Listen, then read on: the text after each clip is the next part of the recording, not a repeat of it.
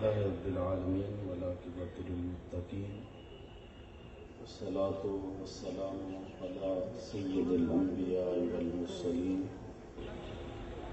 قال الله تعالى وتبارك في القرآن المجيد والفرقان الحميد.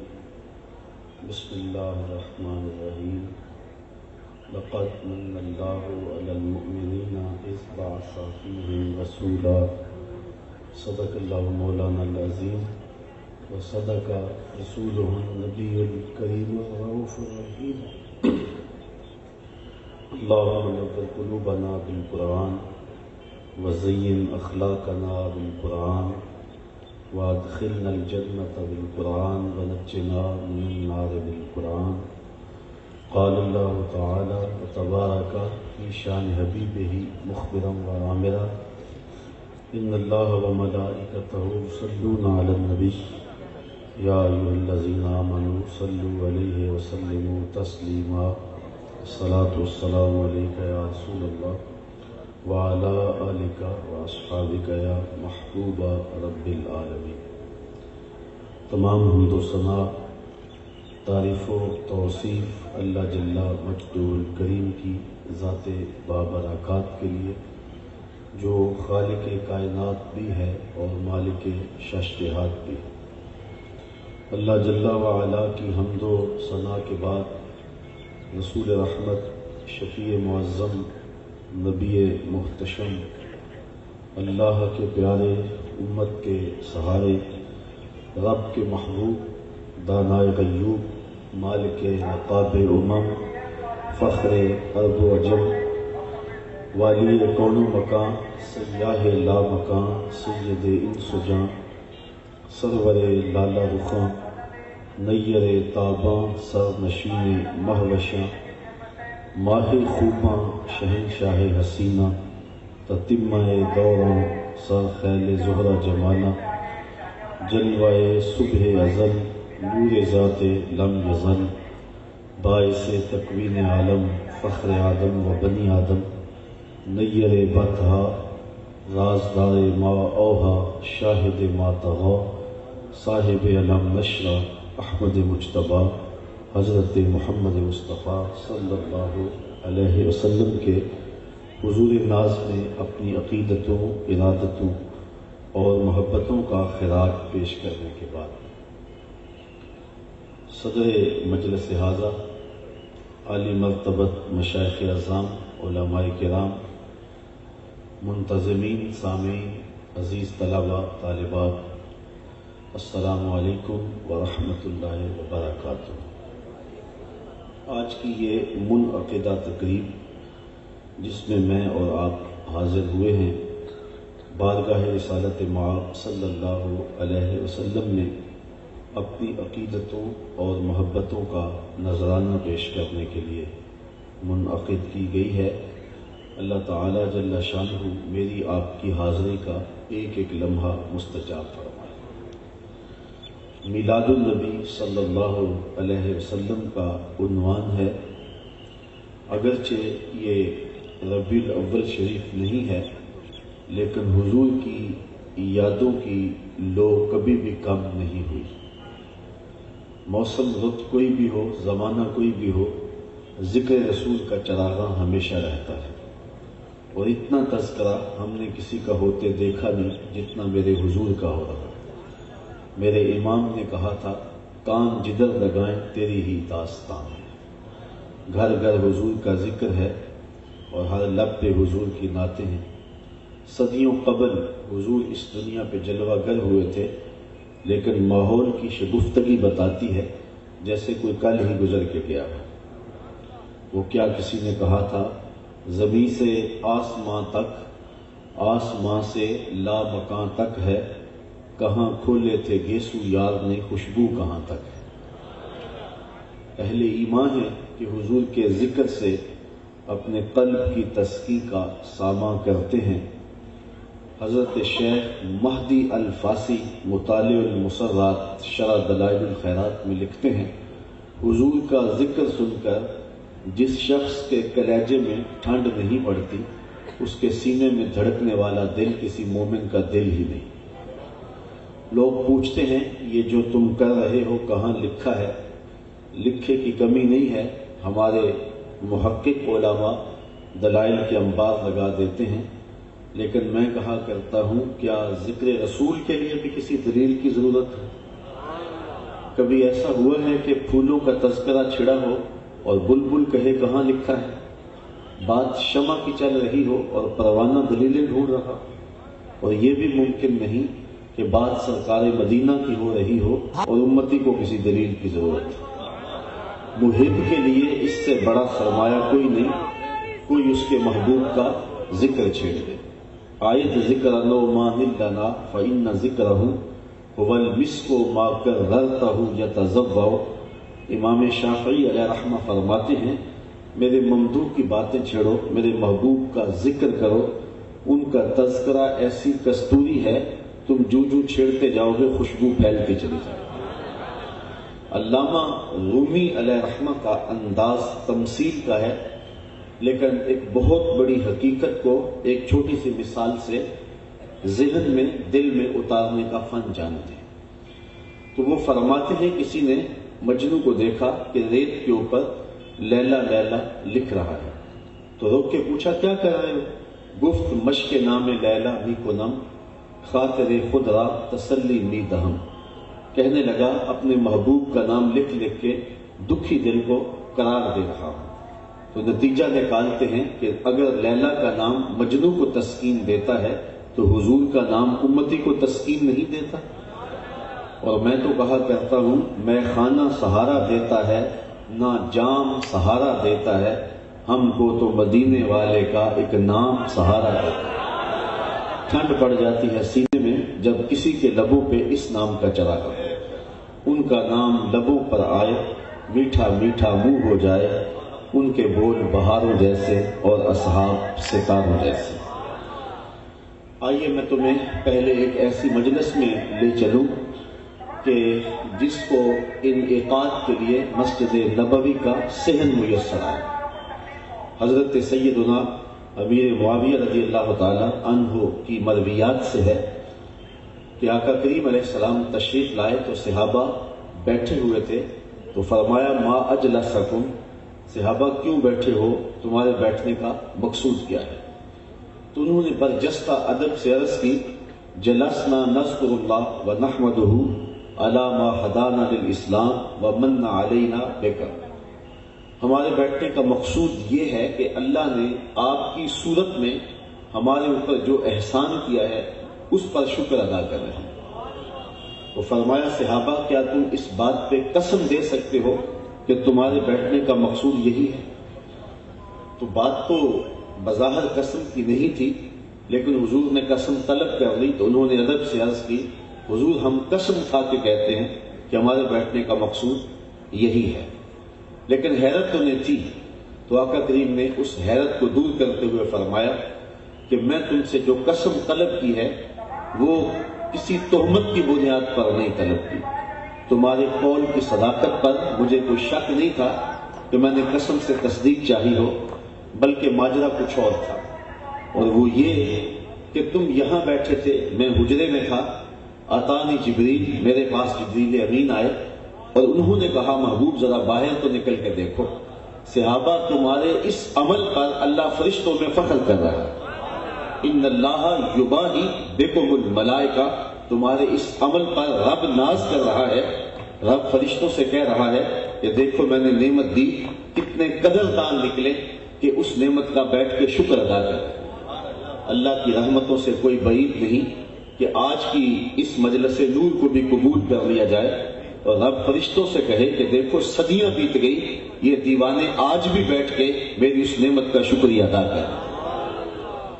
تو حضور کی صورت کے اندر اللہ تعالیٰ جل شانہ کا جو انعام نصیب ہوا اس پر اظہار تشکر بجا لانا یہ اہل ایمان کا طریقہ ہے، اور وہ شروع سے حضور کے میلاد کے موسم میں بالخصوص اور پورا سال بالعموم حضور کے ذکر کا چراغاں کرتے ہیں اور انہیں قلبی فرحت اور تسکین نصیب ہوتی ہے۔ باقی جہاں تک حضور کی صورت میں انعام خداوندی جو نصیب ہوا ہے اس کے شکریہ کا حق ادا کرنے کی بات ہے تو ساری زندگی بھی حضور کے نام کا جھنڈا اٹھائے رکھیں، حق کے شکر پھر بھی ادا نہیں ہو سکتا۔ میں تو کہا کرتا ہوں کہ ہمارے بدن پہ اتنے بال نہیں ہیں جتنے رسول اللہ کے احسانات ہیں۔ ہمارا ایک ایک بال قرض رسالت میں جکڑا ہوا ہے۔ خدا شناسی تو بڑی دور کی بات ہے، ہم خود آشنا بھی نہ ہوتے اگر حضور تشریف نہ لاتے، ہمیں خودی کا تعقل بھی نہ ملتا، ہمیں من سے آشنائی بھی نہ ملتی، ہمیں ذات کا شعور بھی نہ ملتا اگر حضور تشریف نہ لاتے۔ کیا انسان کی پیشانی کا تقدس بتوں کے چرنوں میں پامال نہیں ہوا؟ اشرف المخلوقات ہو کے وَلَقَدْ كَرَّمْنَا بَنِي آدَمَ کا تاج سر پہ رکھنے کے باوجود اس انسان نے پتھر کی مورتیوں کو نہیں پوجا، اس نے درختوں کی پوجا نہیں کی، اس نے اپنی پیشانی کا تقدس مٹی کے بنے ہوئے مادوں کے سامنے پامال نہیں کیا۔ اجرام فلکیہ کو، حشرات الارض کو اور نباتات کو اس انسان نے اپنا خدا نہیں مانا۔ انسان کی تاریخ تو اتنی شرمناک ہے، اور اس کی تاریخ اس قدر شرمناک ہے کہ اس نے یہ کیچوا جو ہوتا ہے مچھلی پکڑنے کے لیے، اس کو بھی اپنا معبود سمجھا ہے، اور اس کے آگے بھی اس کی پیشانی کا تقدس پامال ہوتا رہا ہے۔ پوری کائنات کا چرخ تو انسان کے گرد گھوم رہا ہے، لیکن یہ کس کے گرد گھوم رہا ہے؟ اے تماشا گاہ عالم روئے تو کجا بہرے تماشا میرے۔ پوری دنیا تو اس کا طواف کر رہی ہے، وَالَّذِي خَلَقَ لَكُم مَّا فِي الْأَرْضِ جَمِيعًا۔ زمین میں جو کچھ ہے اللہ تعالیٰ جل شانہ نے حضرت انسان کے لیے پیدا کیا ہے۔ پوری کائنات حضرت انسان کے لیے تخلیق کی گئی ہے، لیکن یہ انسان اپنے تمام تر شرف کے باوجود، اپنے کمالات کے باوجود اپنی خودی سے ناآشنا ہے، اور اپنے ہاتھوں سے تراشے ہوئے بتوں کے سامنے اور مادوں کے سامنے سجدہ ریز ہے۔ یہ تو میرے حضور آئے اور جنہوں نے آ کر کے بتایا کہ یہ تیرے معبود نہیں ہو سکتے، بلکہ کائنات کو تیری ضرورت اور خدمت کے لیے پیدا کیا گیا۔ یہ درخت تیرے معبود نہیں ہیں، بلکہ ان درختوں کو اس لیے پیدا کیا گیا کہ یہ تجھے چھاؤں فراہم کریں، تجھے پھل فراہم کریں، تجھے ماحولیاتی آلودگی سے بچائیں، تجھے ٹھنڈک فراہم کریں، تجھے آکسیجن فراہم کریں، اور تیرے ایندھن کے کام آئیں اور تجھے پھل دیں۔ اور یہ انسان اس کو پوج رہا ہے۔ یہ جانور اس کی سواری کے لیے، اس کی بار برداری کے لیے، انسان کو دودھ اور گوشت کی ضروریات فراہم کرنے کے لیے پیدا کیے گئے، لیکن یہ ان کو اپنا معبود سمجھ رہا ہے۔ یہ چاند، سورج، ستارے، اجرام فلکیہ، یہ تو انسان کی راہوں میں روشنی اجالنے کے لیے پیدا کیے گئے، لیکن یہ ان کو معبود سمجھ رہا ہے۔ یہ تو میرے حضور آئے اور جنہوں نے آ کے بتایا کہ یہ تیرے معبود نہیں۔ یہ دیکھ چاند کو پوچھتا ہے، یہ دیکھ انگلی اٹھتی ہے اور یہ ٹکڑے ہو کے قدموں میں آتا ہے۔ سورج کو پوچھتا ہے، یہ دیکھ اشارہ ہوتا ہے اور یہ بھاگتا ہوا عصر کے وقت پہ آتا ہے۔ ان درختوں کو پوچھتا ہے، جا میں نہیں، تو ہی کہہ دے تمہیں اللہ کا رسول بلا رہا ہے، دیکھ درخت بھاگتے ہوئے قدموں میں سلامی کرنے آتے ہیں یا نہیں آتے؟ مٹھی ابو جہل کی ہے، لیکن پتھر قلبے میرے حضور کے پڑے۔ اب انسان کو پتا چلا کہ میں کون ہوں اور میری حیثیت کیا ہے اور میری شخصیت کیا ہے، اور اب اس کی خودی بلند ہوئی اور شعور ذات ملا، تو اب اس کی پرواز دیکھیے۔ اب وہ کہتا ہے ستاروں سے آگے جہاں اور بھی۔ اب اسے سمجھ آئی، پرے ہے چرخ نیلی فام سے منزل مسلمان کی، ستارے جس کی گرد راہوں وہ کارواں تو ہے۔ کانپتا ہے دل تیرا اندیشہ طوفان سے کیا، نا خدا تو، بحر تو، کشتی بھی تو، ساحل بھی تو، دیکھ آ کر پوچھائے چاکے گرے ماں میں کبھی، کیس تو، لیلا بھی تو، صحرا بھی تو، محمل بھی تو، وائے ناکامی کہ تو محتاج ساکی ہو گیا، میں بھی تو، مینا بھی تو، مستی بھی تو، حاصل بھی تو، آہ کس کی جستجو آوارہ رکھتی ہے تجھے، راہ تو، راہ رو بھی تو، رہبر بھی تو، منزل بھی تو، بے خبر تو جوہر آئینہ ایام ہے، تو زمانے میں خدا کا آخری ہے۔ تو اب اسے پتا چلا، اب وہ کہتا ہے فرشتہ کہنے سے میری توقیر گھٹتی ہے، میں مسجود ملائک ہوں، مجھے انسان رہنے دو۔ تو اسے اپنی ذات کا شعور ملا تو حضور کی چوکھٹ سے نصیب ہوا، اور جن کو میرے حضور کی چوکھٹ نصیب نہیں ہوئی وہ آج بھی اندھیرے میں، وہ آج بھی ظلمت میں۔ یہ آپ کی ہمسائیگی میں انڈیا بستا ہے، پی ایچ ڈی ڈاکٹر ہے، اور پتھر کے آگے ہاتھ جوڑے کھڑا ہے. اس کی ڈگریاں اسے نہیں بتاتی، اس کا علم اسے نہیں بتا رہا کہ جو اپنے بدن پہ بیٹھی مکھی تو اڑا نہ سکے، میری ضروریات کا کفیل کیسے ہو سکتا ہے. MBBS ڈاکٹر ہے اور گائے کے پیشاب کو تبرک سمجھ رہا ہے، اسے گاؤں ماتا کا تبرک سمجھ کے چسکیاں لے کے پی رہا ہے. اس کی طب نے نہیں بتایا کہ اس میں کتنے جراثیم ہیں، اس میں تعفن کیا ہے، اس کی طبع میں کوئی نفاست نہیں ہے. اور دوسری جانب میرا تعلق ایک دیہات سے ہے اور میں نے اپنی مسجد کی ٹوٹیوں پہ ایک 7 یا 8 سال کے بچے کو دیکھا کہ وہ اپنے پائنچے کو مل مل کے دھو رہا تھا. تو میں نے دور سے کہا کہ اتنا زیادہ تم نے پانی کھولا ہے؟ تو وہ کہنے لگا صاحب میں گلی سے گزر رہا تھا تو کسی جانور کے پیشاب کا چھینٹا پڑ گیا. وہ کسی مدرسے کا طالب علم نہیں تھا جو نجاست خفیفہ یا نجاست غلیظہ کو جانتا ہو. اس نے کہا کہ میں گلی سے گزر رہا تھا، کسی جانور کے پیشاب کا چھینٹا پڑ گیا اور میں سکول جا رہا ہوں. تو میں سوچ میں پڑ گیا کہ ڈاکٹر کو تو سمجھ نہیں آئی اور یہ 7 سال کا بچہ جو ہے یہ پانچے کے اوپر لگے ہوئے پیشاب کے غیر ملی چھینٹے کو بھی گوارا نہیں کر رہا. تو میرے اندر سے جو جواب آیا وہ یہ تھا کہ وہ ہے ڈاکٹر لیکن اس کے ہاتھ میں دامن میرے حضور کا نہیں، اور یہ ہے بچہ ماں نے بڑھتی حضور کے پیار کی دی ہے، تقدس روح تک اتر گیا اور پانچے کے اوپر غیر مری چھینٹا بھی گوارا نہیں ہے.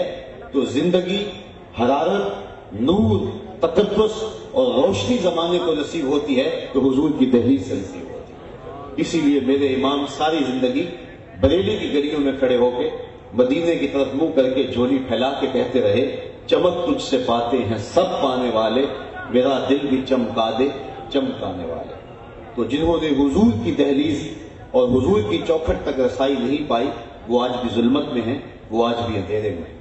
تو روشنی ملے گی، اجالا ملے گا، تقدس ملے گا، نور ملے گا تو اسی چوکھٹ سے نصیب ہوگا. تو یہ ایک دن کا محفل میلاد کیا، ساری زندگی بھی حضور کے نام پہ گزار دیں، حق کے شکر پھر بھی ادا نہ ہو. ایک شخص اسلام لانے کے بعد حضور کی خدمت میں حاضر ہوتا ہے اور عرض گزار ہے کہ حضور جاہلیت کے زمانے میں جب آپ کا دامن میسر نہیں تھا تو زمانے کی 2 باتیں ہیں. ایک بات مجھے یاد آتی ہے تو میری ہنسی نہیں تھمتی اور دوسری بات مجھے یاد آتی ہے تو میرے آنسو نہیں رکتے. تو فرمایا کہ وہ 2 باتیں کیا ہیں؟ تو اس نے عرض کی کہ میں ایک لمبے سفر پہ جانا تھا، سامان سفر باندھا تو سوچا کہ ایک عدد معبود بھی ساتھ رکھ لوں تاکہ راستے کے اندر اس کی پوجا پاٹ بھی چلتی رہے. تو سامان پہلے ہی بوجھل تھا، تو جب میں نے پتھر کا معبود اس کے اندر رکھا تو میں نے سوچا میں تو اپنے معبود کے بوجھ تلے دب کے مر جاؤں گا. تو میں نے آٹا گوندھ کر کے اس کا ایک ہلکا سا بت تیار کیا، پھر اس کو دھوپ میں رکھ کے خشک بھی کر دیا تاکہ وزن کم ہو جائے اور اس کو اپنے سامان میں رکھ لیا اور راستے میں پوجا پاٹ بھی چلتی رہی. جو توشہ سفر تھا وہ اندازہ سفر کے مطابق تھا.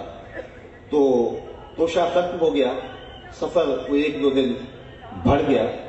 تو 1 آدھا دن تو میں نے بھوک برداشت کی، لیکن جب گوارا نہ ہو سکا اور انتڑیوں میں بل پڑنے لگے تو میں نے مجبور ہو کے تھیلے میں ہاتھ ڈالا اور اپنے اس معبود کو نکالا اور نکال کے پتھر پہ رکھ کے کوٹا، اس میں پانی ڈال کر اس کو گوندا اور پھر اس کی روٹی پکائی اور کھاتے ہوئے کہا میرے خدا اب کام نہیں آئے گا تو کب آئے گا، اب تو بھوک سے میری جان بھی نکل گئی.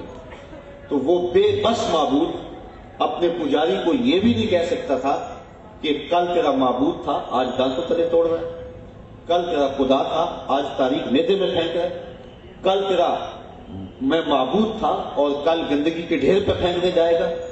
جو اپنے پجاری کے سامنے اتنی گزارش بھی نہیں کر سکتا تھا، اپنے تشخص کو بھی نہیں بچا سکتا تھا، وہ میرا معبود تھا. آج اس بت کی بے بسی مجھے یاد آتی ہے تو میری ہنسی نہیں رکتی کہ وہ کتنا بے بس تھا اور میں اس کا پجاری تھا. لیکن آج آپ کا دامن نصیب ہوا ہے تو زندگی کا نور ہاتھ میں آ گیا. اور دوسری بات جو مجھے رلا دیتی ہے اور جب وہ یاد آتی ہے تو میرے آنسو نہیں تھمتے، وہ بات یہ ہے کہ میں نے ایک لمبے سفر پہ جانا تھا اور میری بیوی امید سے تھی. تو جب میں واپس پلٹا تو چونکہ سفر طویل ہو گیا اور کئی سال لگ گئے تو میرے بعد میں بیٹی پیدا ہوئی اور میری بیوی نے اس خیال سے کہ وہ جب آنگن میں کھیلتی بیٹی دیکھے گا تو گوارا نہیں کر پائے گا اور اسے زندہ درگور کر دے گا. تو بیٹی کے توتلے لہجے کے اندر میرے لیے ایسے محبت بھرے جملے رکھے کہ جب میں گھر داخل ہوا تو وہ میری ٹانگوں سے لپٹ گئی اور یا آباتا ہو کہہ کے مجھ سے مخاطبہ کرنے لگی، اور میرے سینے میں اگر پتھر بھی ہوتا تو وہ پگھل جاتا، لیکن میں اس سماج کی جھوٹی رسموں کا اسیر تھا۔ میں نے فیصلہ کر دیا کہ اس بیٹی کو زندہ درگور کروں گا، اور میں نے اپنی بیوی کو گھورا کہ تو نے اس کو کیا باتیں سکھائی، اور موقع ڈال کر میں اس کو صحرا میں لے گیا اور گڑھا کھودنے لگا۔ بچی کو نہیں پتا تھا یہ سب کچھ میرے لیے ہو رہا ہے، اور میری مشقت سے وہ بے چین تھی اور بار بار کہتی کہ ابا جان اتنی گرمی میں آپ یہ مشقت کیوں اٹھا رہے ہیں؟ لیکن میں جب وہ گڑھا کھود لیا تو میں نے دیکھا کہ اس کے چہرے کے اوپر اطمینان آیا ہے، لیکن تھوڑی دیر کے بعد جب میں نے اس کو دھکا دیا اور وہ چیخنے لگی اور اپنے ننھے ننھے ہاتھ جوڑنے لگی اور یا آباتا ہو کہہ کے مجھ سے مخاطبہ کرنے لگی اور میں ریت پھینکتا رہا، تو آج جب اسلام لایا ہوں تو اس کی چیخیں مجھے سونے نہیں دیتی۔ یہ اتنا گھنونا جرم تھا جو اس معاشرے میں جاری تھا اور اس پہ ملامت نہیں ہوتی تھی۔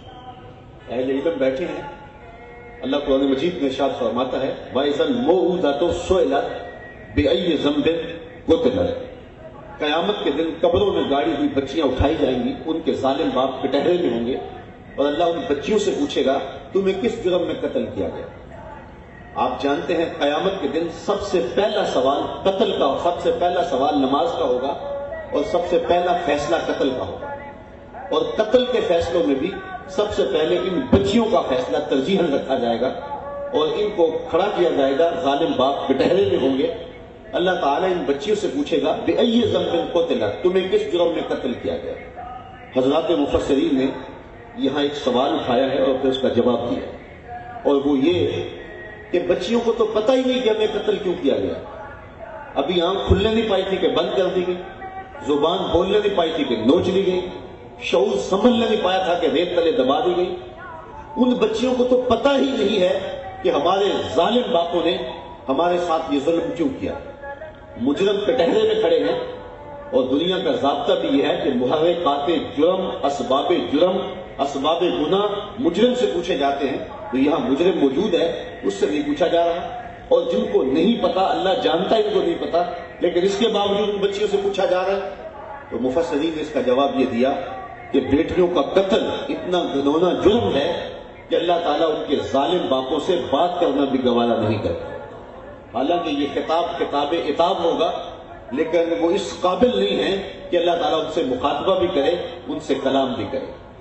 تو اتنا گھنونا جرم اس معاشرے میں ڈٹائی کے ساتھ کیا جاتا ہے، اور میرے اور آپ کے آقا و مولا نے ایک جملہ ارشاد کیا جو آپ میں سے بچے کو یاد ہے، لیکن اس کو ذرا اس پہلو میں بھی دیکھیں۔ آج اپنی بیٹی کے لیے محبت بھری بات آپ کریں یا میں کروں تو آج بیٹی کو پیار دیا جاتا ہے، آج بیٹی محبتوں کی جگہ پہ رکھی جاتی ہے، آنگن کا نور ہے، گھر کا چراغ ہے۔ جب باپ اور ماں رخصت کرتے ہیں بیٹی کو تو وہ رو رہے ہوتے ہیں۔ تو آج میں بیٹی کے لیے یا آپ اپنی بیٹی کے لیے کوئی محبت بھری بات کریں تو وہ مشکل نہیں ہوگی۔ اس زمانے میں جب بیٹیوں کو زندہ درگور کر کے باپ فخر کرتا تھا، اس دور میں میرے حضور نے کہا کہ میری بیٹی فاطمہ میرے جگر کا ٹکڑا ہے۔ یہ صرف کلمہ محبت ہی نہیں ہے، یہ کلمہ جہاد بھی ہے۔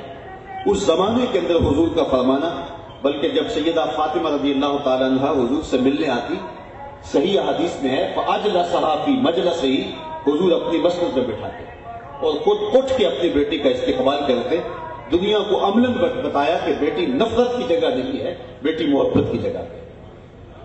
میں نے گجرانوالہ مارکیٹ میں ایک بوڑھے شخص کو دیکھا کہ اس نے اپنی جھکی ہوئی کمر کے اوپر گوریاں لادی تھی، تو میری شناسائی تھی، تو میں نے اس کو کہا کہ آپ کام چھوڑ کیوں نہیں دیتے؟ تو اس کی آنکھوں میں نمی آ گئی اور کہنے لگا کہ میری ایک بیٹی ہے جس کی ابھی میں نے شادی کرنی ہے۔ تو میں سوچ میں پڑ گیا کہ یہ باپ تو زندہ درگور کرتا تھا اور آج یہ بوڑھی کمر کے اوپر گوریاں لاد کے مزدوری کر رہا ہے۔ آج اوور ٹائم لگا رہا فیکٹری میں جوان بھائی کہ میں اپنی بہن کے ہاتھ پیلے کرنے ہیں۔ یہ تو بہن کاٹ دیتا تھا کہ کل کوئی میرا بہنوئی نہ کہلائے۔ تو اس باپ کے سینے میں بیٹی کا پیار کس نے رکھا؟ اس بھائی کے سینے میں بہن کا پیار کس نے رکھا؟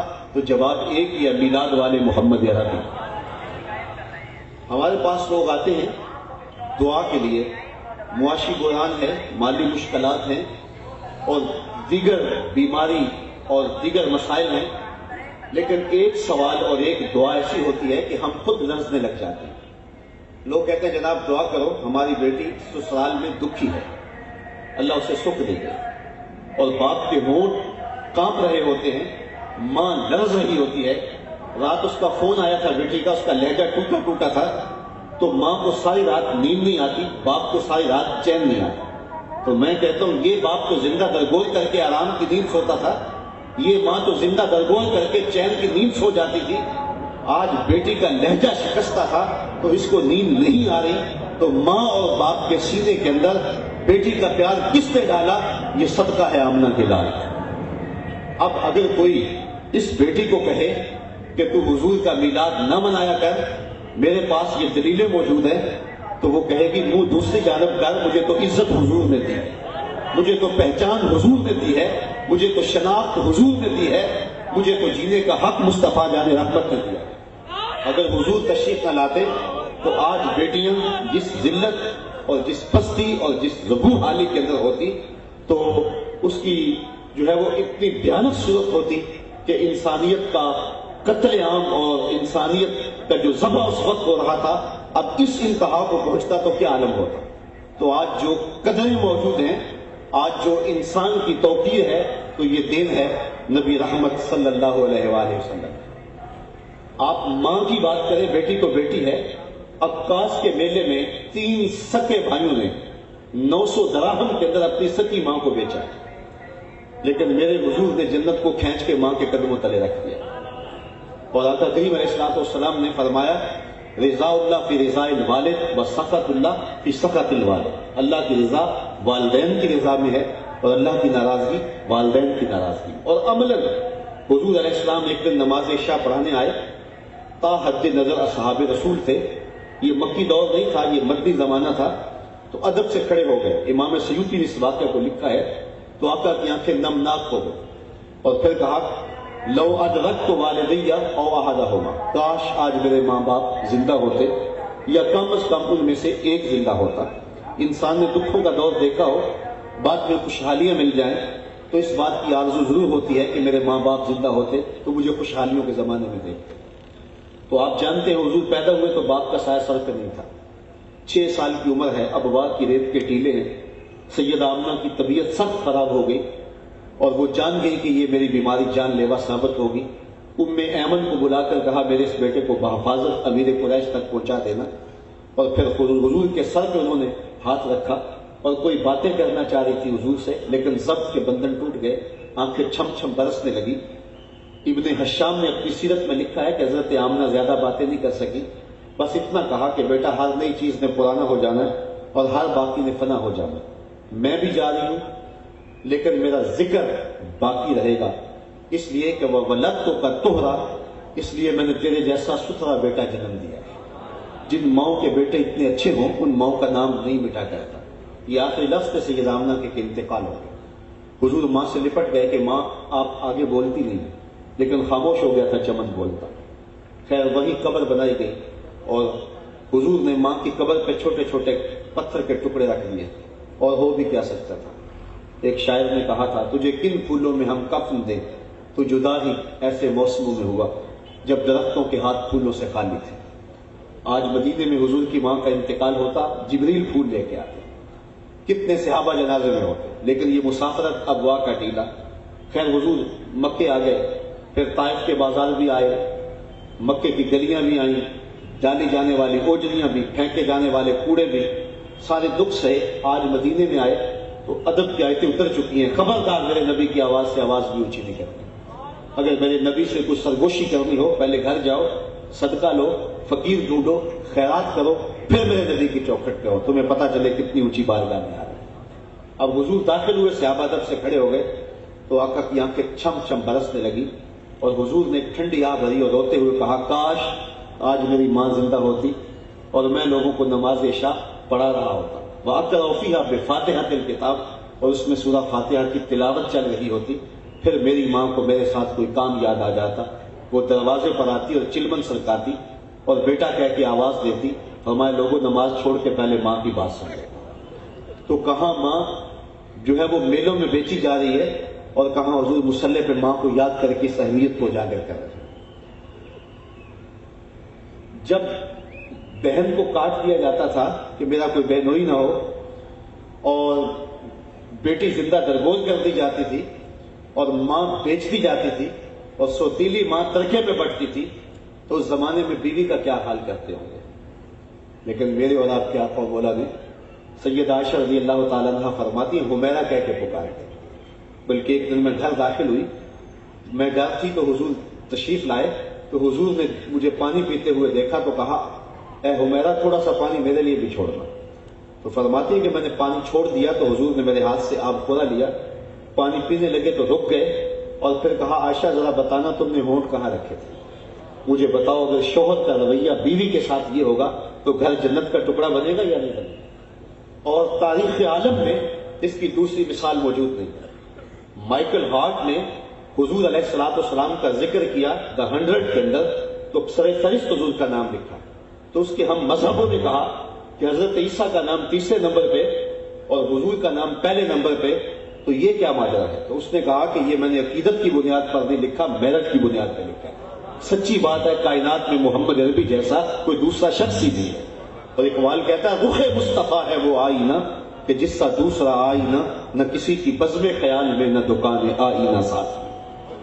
حضرت عیسیٰ بشارت دے رہے ہیں اپنی قوم کو کہ لوگوں میں جا رہا ہوں، میرے بعد اب وہی آئے گا جس کا نام احمد ہوگا۔ انجیل برنباس میں ہے، ایک حواری اٹھ کے کھڑا ہوتا ہے، عرض کرتا ہے حضور جس کے قصیدے آپ بھی پڑھ رہے ہیں کیا وہ آپ سے بھی افضل ہوگا؟ ہر مرید کا خیال ہوتا ہے کہ میرے پیر سے افضل کوئی نہیں، ہر شاگرد سوچتا ہے میرے استاد سے افضل کوئی نہیں، اور ہر امتی سوچتا ہے میرے نبی سے افضل نہیں۔ تو حضرت عیسیٰ کے حواریوں نے کہا حضرت جس کے قصیدے آپ کے لبوں پہ ہیں کیا وہ آپ سے بھی افضل ہوگا؟ تو سنو حضرت عیسیٰ نے کیا جواب دیا، ٹھنڈ پڑ جائے گی آپ کے سینے میں۔ حضرت عیسیٰ نے کہا افضل ہونے کی بات پوچھتے ہو، وہ تو اتنی عظمتوں کا حامل ہے، اگر اس کے نالین کے تسمے کھولنے کی سعادت ابن مریم کو مل جائے تو یہ بھی مقدر کی بات ہے۔ تو حضور کا نام اس نے سر فہرست لکھا، اس نے کہا سچی بات ہے کائنات میں محمد عربی جیسا کوئی دوسرا شخص ہی موجود نہیں ہے۔ تو میں کہتا ہوں تاریخ عالم اس کی مثال آنے سے قاصر ہے کہ جب سیدہ خدیجہ الکبریٰ کا آخری وقت آیا، انہوں نے حضرت فاطمہ کو بھیجا کہ جاؤ حضور سے چادر رحمت مانگ لاؤ۔ وہ حاضر خدمت ہوئی، عرض کی حضور چادر عنایت فرمائیں، امی جان مانگ رہی۔ تو حضور نے فرمایا بیٹا ماں سے پوچھو چادر۔ تو حضرت فاطمہ پوچھنے آئی تو حضور بھی پیچھے آ گئے۔ تو حضرت فاطمہ کا بدن، حضرت خدیجہ کا بدن بخار سے تپ رہا تھا۔ عرض کی حضور لگتا ہے یہ بخار جان لیوا ثابت ہوگا، میں نے چادر اس لیے منگوائی ہے کہ اس چادر سے مجھے کفن دیا جائے۔ اندھیروں میں بیٹھ کے عقیدے نہ گھڑا کرو، عقیدے وہی رکھا کرو جو نبی کے گھر والوں کے۔ سیدہ خدیجہ کا عقیدہ یہ ہے کہ حضور کے بدن سے چھوئی ہوئی چادر کفن کے لیے مل جائے تو بخشش کی ضمانت۔ تو کہا حضور میں نے اس لیے چادر مانگی ہے کہ اس چادر سے مجھے کفن دیا جائے۔ حضور کی آنکھیں چھم چھم برسنے لگی اور فرمایا خدیجہ تو نے چادر مانگی ہے، لو اردت جلدی لآتیتو کہ اگر تو میری جلد بھی مانگتی میں وہ بھی اتار کے دے دیتا۔ کوئی لاؤ تو صحیح مثال ایسی۔ ایک غیر مسلم نے اسلام قبول کیا تو اسے پوچھا گیا کہ اسلام کی کس قدر نے تجھے متاثر کیا ہے؟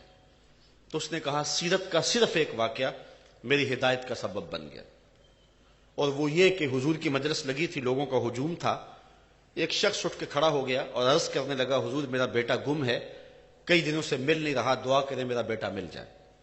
قبل اس سے کہ حضور کے ہاتھ اٹھتے اور باب اجابت کھل جاتے، ایک شخص اٹھ کے کھڑا ہوا، عرض کی حضور اس کے بیٹے کو میں جانتا ہوں، ابھی ابھی فلاں باغ کے قریب سے گزر کے آیا ہوں، میں نے بچوں کے ساتھ وہاں اسے کھیلتے ہوئے دیکھا ہے۔ تو جب باپ نے یہ بات سنی تو اس نے دوڑ لگا دی۔ تو حضور نے فرمایا اسے بلاؤ، بلایا گیا، کہا بہت جلدی ہے؟ جی حضور آپ جانتے ہیں ایک باپ کے جذبات کیا ہوتے ہیں، کئی دنوں سے بچہ بچھڑا ہے، آنکھیں ترس گئی ہیں، ممتا کی ماری ہوئی ماں الگ بے چین ہے، کئی دنوں سے کھایا کچھ نہیں، پیا کچھ نہیں، میں چاہتا ہوں خود بھی ملوں، آنکھیں ٹھنڈی کروں اور ماں تک بھی پہنچاؤں۔ فرمایا ضرور جاؤ، میں تمہارے جذبات سے آگاہ ہوں، تجھے روکتا نہیں، لیکن تمہیں جو بلایا ہے تو اس کا بھی ایک مقصد ہے۔ جی حضور ارشاد فرمائیے۔ فرمایا جب باغ کے کنارے جاؤ اور بچوں کے ساتھ اپنے بیٹے کو کھیلتا ہوا دیکھ لو تو اس کو بیٹا بیٹا کہہ کے آوازیں نہ دینے لگ جانا، بلکہ اس کا جو نام رکھا ہے اس نام سے پکارنا اور گھر لے جانا۔ عرض کی حضور میرا بیٹا ہے، اگر بیٹا کہہ کے پکاروں تو حرج بھی کیا ہے؟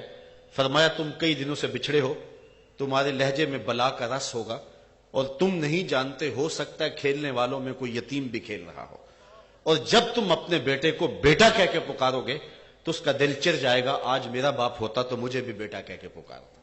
تو کہا یہ شوق گھر جا کے پورا کر دینا، یہ ہماری شریعت کا مزاج ہے۔ بیوہ کے سامنے اپنی بیوی سے پیار نہ کرو، غریب کے سامنے اپنی دولت کی نمائش نہ کرو۔ یہ جو 10-10 20-20 لاکھ روپے لگا کے نمائش کرتے ہیں شادیوں کی، کسی نے بڑی اچھی بات کی تھی کہ امیر لوگ آسائش نہ چھوڑیں، نمائش چھوڑ دیں تو غریبوں کی جان سوکھی ہو سکتی ہے۔ بلکہ ہمارے وہاں دیہاتوں میں تو یہ ہے کہ چارپائیوں پہ جہیز بچھا دیا جاتا ہے، اور ایک خاتون کو کہا جاتا ہے کہ ہماری بیٹی کا جہیز دیکھ جاؤ، اور پھر محلے بھر کی خواتین آتی ہیں اور جہیز دیکھتی ہیں، اور چوپالوں میں بیٹھکوں میں بات ہوتی ہے کہ فلاں نے اپنی بیٹی کو بڑا جہیز دیا تو اپنی بیٹی کو ہے، لوگوں کو کیوں دکھاتے ہیں؟ صرف داد وصول کرنے کے لیے کہ گلی گلی تذکرہ ہو۔ تم نے تو داد وصول کر لی، لوگوں نے بھی دے دی، لیکن تمہاری بیٹی کا جہیز دیکھنے کے لیے مزدور کی بیٹیاں بھی آئیں۔ باپ کی دہلیز پہ بوڑھی ہونے والی ان بیٹیوں کے دکھوں کا مداوا کس کے پاس ہے؟ بیوہ کی یتیم بچیاں بھی آئیں جن کا رشتہ بھی کوئی قبول نہیں کرتا، تمہاری بیٹی کا جہیز وہ بھی دیکھنے آئیں۔ تم نے تو داد لے لی، لیکن جو زخم ان کے کلیجے پہ لگا اس کا مداوا کس کے پاس ہے؟ تارا ٹوٹتا سب نے دیکھا، یہ نہ دیکھا ایک نے بھی، کس کی آنکھ سے آنسو ٹپکا، کس کا سہارا چھوٹ گیا۔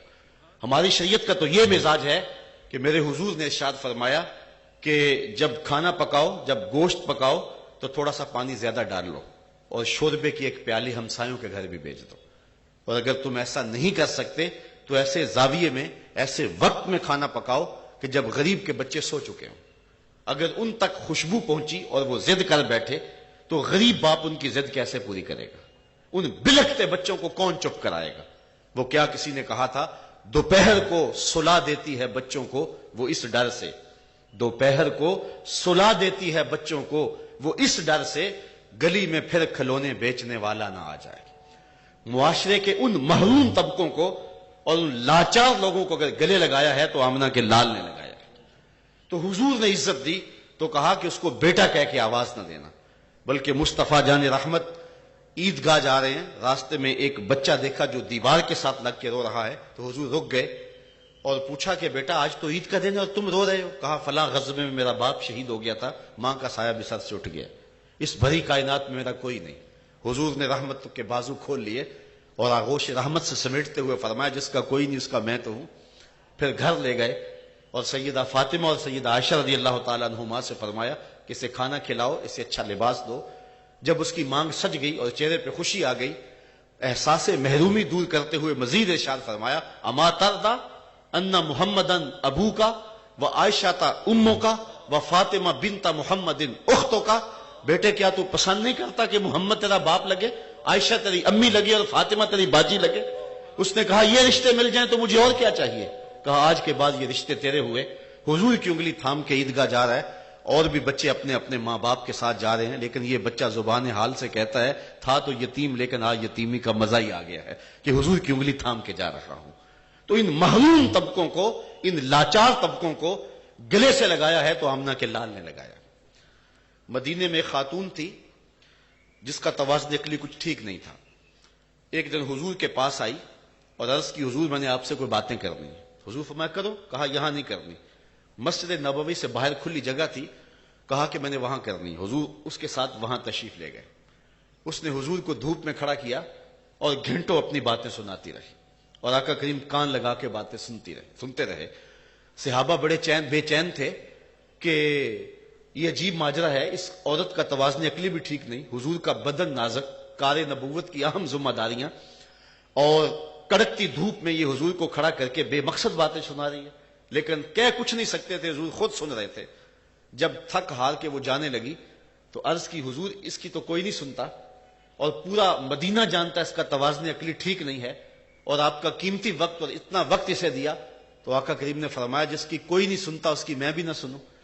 ایک تو ہی ہوتے ہیں میری آساں دا سہارا، دس کنو کراں جے تینوں نہ کراں یاد۔ تو آج اس یتیم کو اس لاچار کو، اس مجبور کو اگر آپ کہو کہ تو حضور کا میلاد نہ منا، میرے پاس دلائل موجود ہیں، تو وہ کہے گا منہ دوسری جانب کر، میں تو دم دم محمد محمد بولوں گا، میں اٹھوں گا تو نام حضور کا لوں گا، میں تو بیٹھوں گا تو نام حضور کا لوں گا، مجھے تو شناخت ہی حضور نے دی ہے، مجھے تو پہچان ہی حضور نے دی ہے، مجھے تو عزت ہی حضور نے دی ہے۔ تو اس کائنات کے اندر جتنا بھی رنگ آپ کو نظر آتا ہے، جتنا بھی جمال نظر آتا ہے، جتنی بھی خوبصورتیاں نظر آتی ہیں، جتنا بھی درد دل نظر آتا ہے، یہ ساری دین ہے آمنہ کے لال کی۔ اور اگر حضور تشریف نہ لاتے تو جو وحشت اور جو بربریت پھیل چکی تھی، آپ منڈی مویشیاں میں جاتے ہیں تو دیکھتے ہیں کہ جانوروں کو خریدنے کے لیے ان کو چلا کے دیکھا جاتا ہے، ان کے منہ کھول کے دانت دیکھے جاتے ہیں۔ یہی انسان کے ساتھ ہو رہا تھا کہ اس کی پشت پہ وزن رکھا جاتا تھا، پھر چلا کے دیکھا جاتا تھا کہ یہ کتنا وزن اٹھا سکتا ہے، تاکہ اسے کے حساب سے اس کی بولی دی جا سکے۔ یہ تھی ذلت انسان کی۔ اقبال نے کہا تھا غلامی کیا ہے ذوق حسن و زیبائی سے محرومی، جسے زیبا کہیں آزاد بندے ہے وہی زیبا، بھروسہ کر نہیں سکتے غلاموں کی بصیرت پر کہ دنیا میں فقط مردان حر کی آنکھ ہے بینا۔ اور غلام کی حالت یہ ہے، آقا کا جوتا دھوپ سے اٹھا کے چھاؤں میں رکھتا ہے تو آقا اس پہ بھی کوڑے مارتا ہے کہ تو نے مجھ سے پوچھا کیوں نہیں، تیری خوئے غلامی بدل رہی ہے، تجھے اپنی اوقات بھول گئی ہے، اور اس پہ کوڑے برسائے جاتے ہیں کہ تو نے مجھے پوچھا کوئی نہیں۔ تو غلام تو آقا کا جوتا بھی بغیر اذن کے چھو نہ سکے، اور میرے حضور تشریف لائے اور معراج پہ گئے، واپس پلٹ کے ارشاد فرمایا بلال تو کون سا نیک عمل کرتا ہے، میں نے جنت میں تیرے قدموں کی آہٹ کو سنا ہے۔ کیا خیال ہے، سے ایک جملے نے دور غلامی کی ساری تھکن اتار نہیں دی ہوگی، اور بلال فرش سے اٹھ کے فراز عرش پہ نہیں پہنچ گئے ہوں گے۔ علامہ نے اس واقعہ کو نظم کیا ہے اسرار و رموز کے اندر کہ اسود نامی شخص جو تھا، یہ عرب میں سب سے کالے رنگ کا شخص تھا، نام بھی اسود تھا، رنگ بھی کالا تھا، ذات کا حبشی تھا، کوئی اس کو اپنے پاس نہیں بٹھاتا تھا۔ جب اسلام کا اجالا چمکا اور نور چمکا تو یہ حضور کے پاس سیدھا حاضر ہوا اور عرض کرتا ہے حضور اگر میں اسلام لے آؤں، میں ایمان قبول کر لوں تو مجھے کیا ملے گا؟ جنت کی بشارت دی جا سکتی تھی، دوزخ سے نجات کا پروانہ تھمایا جا سکتا تھا، لیکن حکمت والے نبی نے کیا فرمایا؟ اسود جس کو پورے عرب میں اپنے پاس کوئی بٹھاتا نہیں تھا، حضور کے پاس آیا اور عرض کرتا ہے حضور اگر میں اسلام لاؤں تو مجھے کیا ملے گا؟ تو مصطفیٰ نے مسکرا کے فرمایا جو ابو بکر و عمر کو ملا ہے وہی تجھے ملے گا۔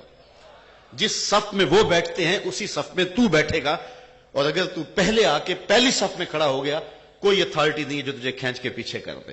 اس نے کہا معاشرہ تو مجھے عزت نہیں دیتا اور اسلام مجھے یہ وقار دیتا ہے، فرمایا یہی اسلام ہے۔ تو اس نے کہا پھر ہاتھ بڑھائیے اور مجھے اپنا غلام بنا لیجئے۔ اقبال نے کہا اسود از توحید احمر می شود، خیش فاروق و ابو ذر می شود، کہ اسود توحید کے فیضان سے گوری رنگت والوں کے کندھوں سے کندھے جوڑ کے کھڑا ہونے کے قابل ہو جاتا ہے، اور ابو ذر اور عمر جو ہیں وہ ایک صف میں کھڑے ہوتے ہیں۔ یہ ہے اسلام کا دیا ہوا نظام، اور یہ ہے مصطفیٰ کا لایا ہوا انقلاب، اور یہ ہے میلاد النبی کا فیضان۔ اس لیے ایک دن کا میلاد یا ایک شب کا میلاد کیا، ساری زندگی بھی حضور کے نام پہ گزار دیں پھر بھی حق کے شکر ادا نہ ہو۔ ہمیں زندگی کی ساری خوبیاں اور سارا جمال اسی چوکھٹ سے نصیب ہوا ہے۔ آفتاب زندگی کی ایک شعاع اولی، نور سے تیرے فلک روشن درخشاں ہے زمیں، تیری ہستی روشنی کا ایک حسین مینار ہے، ہر کرن جس کی نشان منزل دنیا ہو دی، تیری نظروں نے تراشے ظلمتوں سے آفتاب، پاؤں تیرے چوم کر ذرے بنے ماہ مبیں، اے غریبوں کے سہارے اے یتیموں کی مراد، محسن انسانیت تجھ سا کوئی نہیں۔ اللہ تعالی ہمیں حضور کی غلامی آخری سانس تک نصیب رکھے۔ اقبال کا سارا فلسفہ نچوڑو تو ایک شعر نتیجتاً رس کے طور پہ ہمیں ملتا ہے کہ محمد سے وفا تو نے تو ہم تیرے ہیں، یہ جہاں چیز ہے کیا لوح و قلم تیرے ہیں۔ اقبال کہتا ہے اگر حضور سے وفا کر لو تو رب کہتا ہے کہ لوح بھی تمہیں دے دیں گے، قلم بھی تمہارے ہاتھ میں پکڑا دیں گے، پھر تمہاری تقدیر کے فیصلے واشنگٹن میں نہیں ہوں گے بلکہ خدا بندے سے خود پوچھے گا بتا تیری رضا کیا ہے۔ لیکن شرط یہ ہے کہ اگر وفا کا رشتہ حضور کے ساتھ قائم ہو جائے، اور میلاد حضور کے ساتھ وفاؤں کا اظہار ہے، یہ میلاد ہماری پوری زندگی کے اوپر چھا جائے اور لمحہ لمحہ اسی خوشبو میں گزارے، اسی روشنی میں گزارے، یہی پیغام ہے، یہی سوچ ہے، اور میلاد اسی نور کا اور اسی اجالے کا نام ہے کہ محمد سے وفا تو نے تو ہم تیرے ہیں، یہ جہاں چیز ہے کیا لوح و قلم